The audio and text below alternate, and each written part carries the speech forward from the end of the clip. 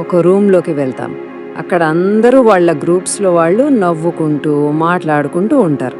మనం మాత్రం ఒంటరిగా నిలబడి ఏదో ఫోన్ చూస్తున్నట్టు నటిస్తూ ఉంటాం. లోపల మాత్రం ఎవరైనా నన్ను పలకరిస్తే బాగుండు అనిపిస్తుంది. ఈ సోషల్ ఆక్వర్డ్నెస్ చాలా కామన్ కదా. అయితే ఈ ఇబ్బందికరమైన క్షణాలకు ఒక ఫుల్ స్టాప్ పెట్టొచ్చు తెలుసా? అందరికీ జెనెక్స్ హ్యాక్స్ కు స్వాగతం. ఇక్కడ మనం సైన్స్ ఆధారిత సింపుల్ చిట్కాలతో తెలివిగా ఎలా ఆలోచించాలి, ప్రశాంతంగా ఎలా జీవించాలి, ఇంకా మనల్ని మనం ప్రతిరోజు ఎలా మెరుగుపరుచుకోవాలో నేర్చుకుంటాం. సరే, ఇంకా విషయంలోకి వెళ్ళిపోదాం. ఇతరులు మనల్ని వెంటనే ఇష్టపడాలంటే ఏం చేయాలి? దీని వెనక ఉన్న సైన్స్ ఏంటి? ఆ రహస్యాన్ని ఛేదించేద్దాం రండి.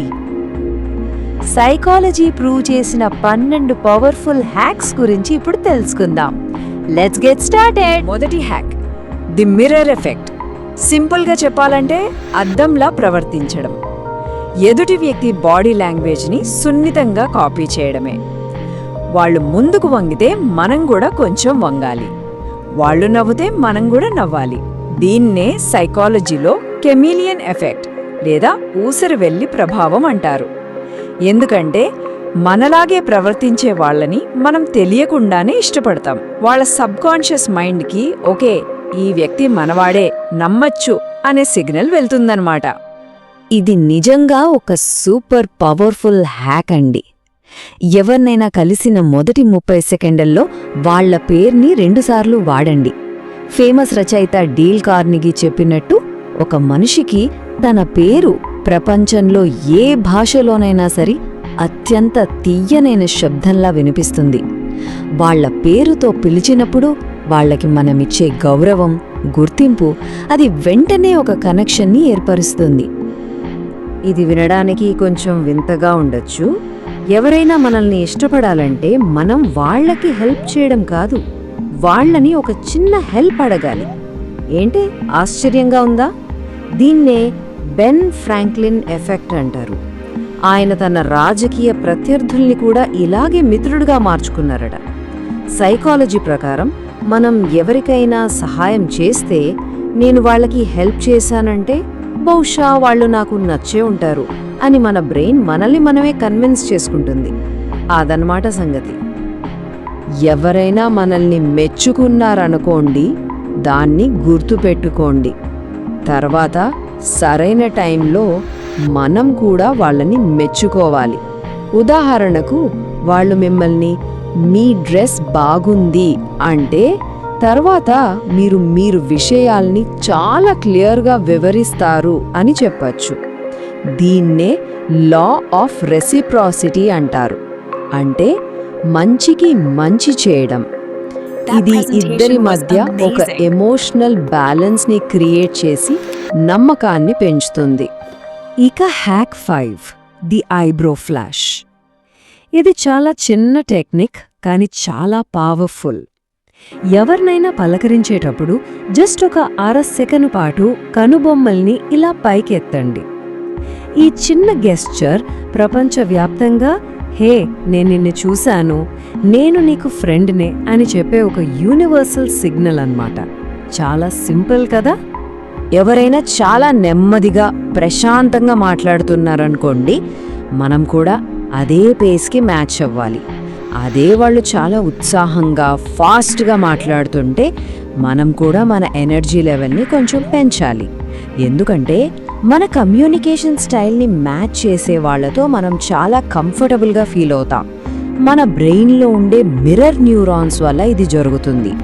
సింపుల్గా చెప్పాలంటే వాళ్లతో మనం ఒకే ఫ్రీక్వెన్సీలో ఉన్నామని అనిపిస్తుంది అనమాట. ఎప్పుడూ పర్ఫెక్ట్గా కనిపించడానికి ట్రై చేస్తే అది మనకి ఎదుటి వాళ్ళకి మధ్య దూరాన్ని పెంచుతుంది. దానికి బదులుగా, అమ్మో కొత్త టెక్నాలజీ అంటే నాకు కొంచెం భయం, నేను కొంచెం స్లో లెర్నర్ లాంటి చిన్న చిన్న లోపాలని ఒప్పుకుంటే మనం వాళ్ళకి మరింత రియల్గా, మనలో ఒకరిగా కనిపిస్తాం. దీన్నే ప్లాట్ఫాల్ ఎఫెక్ట్ అంటారు. అంటే అన్నీ తెలిసిన వాళ్ళు కూడా చిన్న తప్పు చేస్తే వాళ్ళు మనకి మరింత నచ్చుతారన్నమాట. ఇప్పుడు మనం చాలా చాలా ముఖ్యమైన హ్యాక్ గురించి మాట్లాడుకుందాం. చాలామంది ఏమనుకుంటారంటే ఎదుటి వాళ్ళకి నచ్చాలంటే మనం చాలా గొప్పగా మాట్లాడాలి, వాళ్ళని ఇంప్రెస్ చేయాలి అని. కానీ అసలు సీక్రెట్ మాట్లాడటంలో కాదు, వినడంలో ఉంది.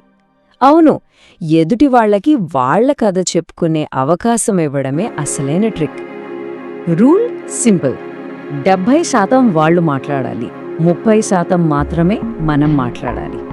అవునా, చాలా ఇంట్రెస్టింగ్గా ఉంది. అసలు అదెలా మొదలుపెట్టారు లాంటి ఓపెన్ ఎండెడ్ ప్రశ్నలు అడగాలి. సైంటిఫిక్గా చెప్పాలంటే ఎవరైనా తమ గురించి తాము మాట్లాడుకుంటున్నప్పుడు వాళ్ళ బ్రెయిన్లో ఆనందాన్ని కలిగించే కెమికల్స్ రిలీజ్ అవుతాయట. సో మనం ఎదుటి వాళ్ళకి ఆ ఆనందాన్ని ఇస్తున్నాం. అలాంటప్పుడు వాళ్ళకి మనం ఎప్పటికీ గుర్తుండిపోతాం. ఈ హ్యాక్ అంతా నమ్మకం మీద ఆధారపడి ఉంటుంది. సింపుల్గా చెప్పాలంటే మీ చేతుల్ని ఎప్పుడూ కనిపించేలా ఉంచండి. ఎందుకంటే చేతులు దాచుకుంటే మన పూర్వీకుల కాలం నుంచి అదొక ప్రమాద సంకేతం.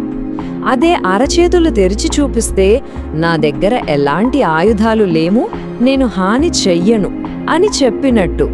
సో ఇది ఎదుటి వాళ్ళకి ఒక సేఫ్టీ ఫీలింగ్ ఇస్తుంది. సేఫ్టీ ఫీలింగ్ ఉంటేనే కదా నమ్మకం, ఇష్టం పుట్టేది. చెప్పద్దు, నాకు ఇప్పటికీ ప్రెజెంటేషన్స్ ఇచ్చే ముందు కొంచెం టెన్షన్గా ఉంటుంది లాంటి ఒక చిన్న రహస్యాన్ని షేర్ చేసుకోవడం, అది నమ్మకానికి పునాది వేస్తుంది. ఈ చిన్న ఒప్పుకోలు నేను నిన్ను నమ్ముతున్నాను అని చెప్పడంతో సమానం. ఇది సాధారణ పరిచయస్తుల్ని కూడా నమ్మకమైన స్నేహితులుగా మార్చేస్తుంది. మనం ఒక సంభాషణని ఎలా మొదలుపెట్టామన్నది కాదు, దాన్ని ఎలా ముగించామన్నదే జనాలకి ఎక్కువగా గుర్తుంటుంది. ఆ చివరి క్షణమే మనపై వాళ్లకుండే శాశ్వత అభిప్రాయాన్ని డిసైడ్ చేస్తుంది. ఈ చివరి హ్యాక్స్ అన్నీ దాని గురించే. సైకాలజీలో పీక్ ఎండ్ రూల్ అని ఒకటుంది. అంటే ఒక సంఘటనలో మనకు బాగా ఎమోషనల్గా అనిపించిన క్షణం, ఇంకా ఆ సంఘటన ముగింపు, ఈ రెండే మనకు బాగా గుర్తుంటాయి. కాబట్టి ఒకరితో మాట్లాడి వెళ్ళిపోయేటప్పుడు వాళ్ల పేరుతో పిలిచి కళ్ళల్లోకి చూసి ఒక మంచి నిజాయితీగల నవ్వు నవ్వండి. అంతే, వాళ్ల మనసులో మనపై ఒక మంచి పాజిటివ్ ఇంప్రెషన్ ఉండిపోతుంది. ఎవరినైనా కలిసిన తర్వాత ఒక చిన్న ఫాలో అప్ మెసేజ్ పెట్టండి. హే, ఈరోజు మీతో మాట్లాడటం చాలా బాగుంది లాంటి సింపుల్ మెసేజ్ చాలు. ఇది మన కనెక్షన్ని మరింత బలపరుస్తుంది. ఎందుకంటే వాళ్ళ మైండ్లో మనం 2 సార్లు పాజిటివ్గా రిజిస్టర్ అయ్యామన్నమాట. అప్పుడు మన బ్రెయిన్ ఆటోమేటిక్గా మనల్ని కొత్త పరిచయం అనే కేటగిరీ నుంచి తెలిసిన స్నేహితుడు అనే కేటగిరీకి అప్గ్రేడ్ చేస్తుంది. చూసారుగా? సో నెక్స్ట్ టైం అపరిచితులు ఉన్న రూమ్లోకి వెళ్ళినప్పుడు టెన్షన్ పడకండి. ఇతరులకు నచ్చడం అనేది అదృష్టం కాదు, అదొక సైన్స్. గుర్తుపెట్టుకోండి. మీకోసం ఈ 12 హ్యాక్స్ని ఒకసారి క్విక్గా రీక్యాప్ చేద్దాం. ఇవిగోండి ఆ హ్యాక్స్, వాటి వెనుక ఉన్న సైకలాజికల్ ప్రిన్సిపల్స్. మరి ఈ 12 హ్యాక్స్లో ఏది మీకు బాగా ఇంట్రెస్టింగ్గా అనిపించింది? మీరు మొదట ఏది ట్రై చేయబోతున్నారో కింద కామెంట్స్లో తప్పకుండా చెప్పండి. ఈ హ్యాక్స్ మీకు ఉపయోగపడతాయని అనుకుంటున్నాం. ఈ సమాచారాన్ని మీ ఫ్రెండ్స్తో కూడా పంచుకోండి. మనందరం కలిసి మంచి సంబంధాల్ని పెంచుకుందాం. సరే, స్మార్ట్గా ఆలోచిస్తూ ఉండండి, ప్రశాంతంగా జీవించండి.